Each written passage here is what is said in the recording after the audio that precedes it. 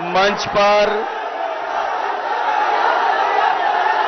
मैं अपने तमाम साथियों से निवेदन करूंगा कि हम लोग अपनी बात आपके बीच में रखने आए हैं। मैं जानता हूं कि आपका उत्साह बढ़ा है, जोश बढ़ा है, लेकिन ये उत्साह और जोश हमें अपनी वोट डालने की तारीख तक के लिए रखना है। इसलिए मंच पर बैठे हुए यहां के बहुत ही पुराने नेता, पूर्व राज्यसभा में सांसद रहे कुंवर रेवती रमन सिंह जी,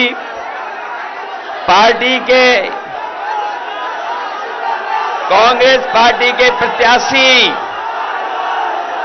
और इंडिया गठबंधन के प्रत्याशी नौजवान साथी उज्जवल रमन जी, प्रमोद तिवारी जी, प्रदीप मिश्र जी, अरुण तिवारी जी, नरेंद्र सिंह जी, महफूज खान साहब, हमारी पार्टी के विधायक संदीप पटेल जी, समाजवादी पार्टी के जिलाध्यक्ष और हमारे समाजवादी पार्टी के सभी संगठन के पदाधिकारी, कांग्रेस पार्टी के सभी पदाधिकारी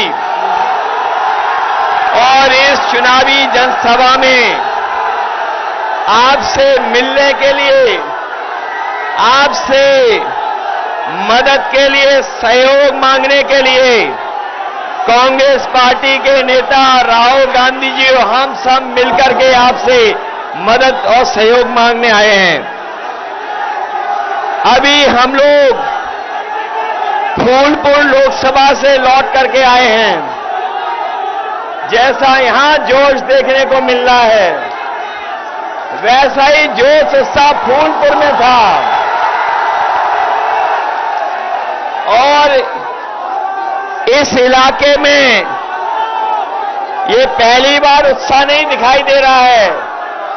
मुझे याद है जब मैं पिछले चुनाव में आपके बीच में आया था, आज तो मैं आपसे बोल भी पा रहा हूं। उस समय जब आया था तो आपसे अपनी बात भी नहीं रख पाए थे, लेकिन उसके बावजूद भी आपने समाजवादी पार्टी को एक एक वोट दिया था और हमारी पार्टी के जहां संदीप पटेल जीते थे, वहीं हमारे कुछ साथी थोड़े वोटों से रह गए थे।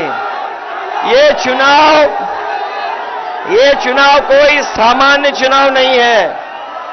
ये चुनाव सामान्य चुनाव नहीं है 2024 का।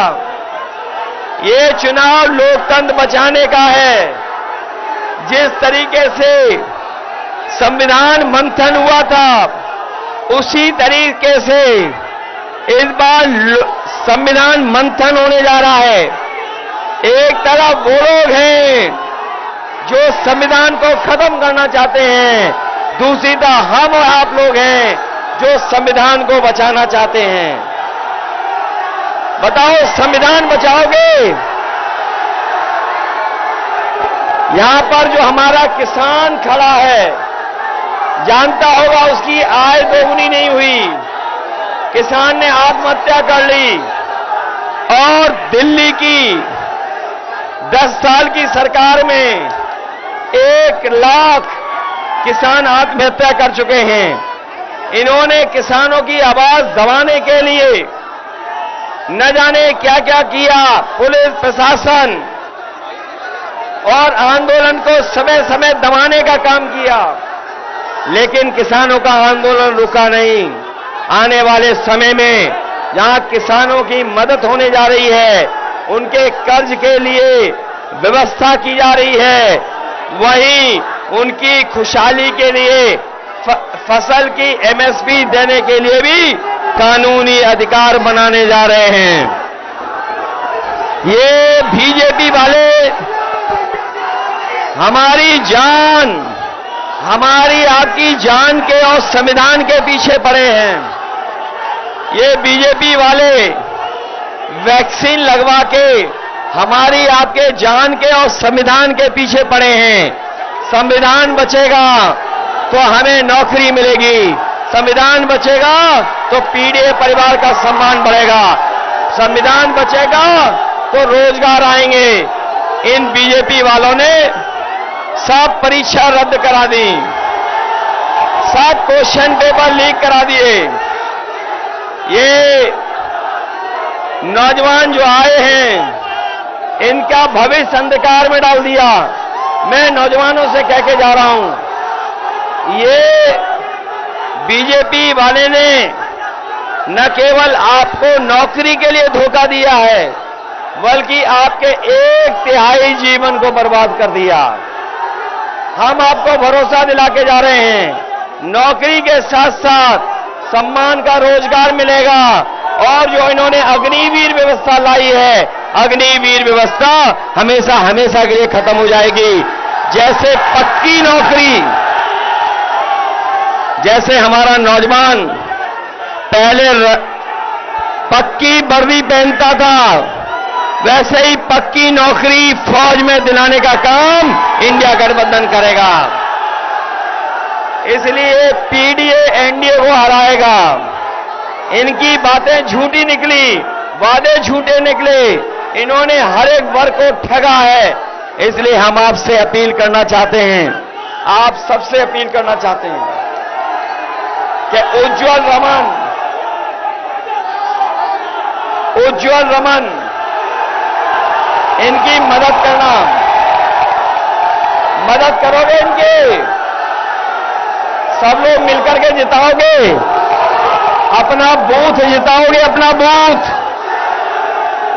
अपने बूथ पे जाने के लिए घबरा तो नहीं जाओगे, बूथ पे जाकर के वोट डालेंगे।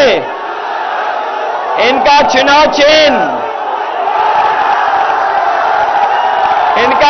चिन्ह जानते हैं,